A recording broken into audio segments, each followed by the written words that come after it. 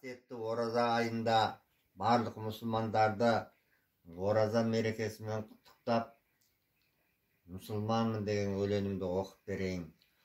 Алла аузымда, жүрегімде иманым, келеміз деп тіршіліктің барман, дінім ислам, Мұхаммедтің үмбеті, жүзім құбыла, сәждеге бас қойғанмын.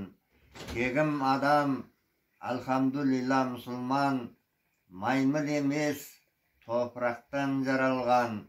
Денем суып, жер қойнына барғанда, рухым ұшып, топыраққа айналам. Алла иман бер, жүрегімді тазала, дәулет жинап, бармасам да қажыға.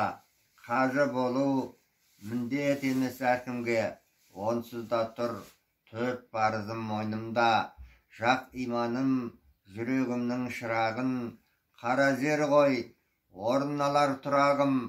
Жұмыр басты, ешбір пенде шешкен жоқ. Әлиф, ләм, мим, 3 әріптің жұмбағын. Еш нәрсе жоқ, мәңгілік бұл ғаламда. Жүрсем деймін, дін исламның жолында. Өз тағдырым, өз қолымда болғанмен, бақилықта, мүңкір қолында. Адам ата, қауа ана ұлымын, алдына кеп, бас иемін ұлының.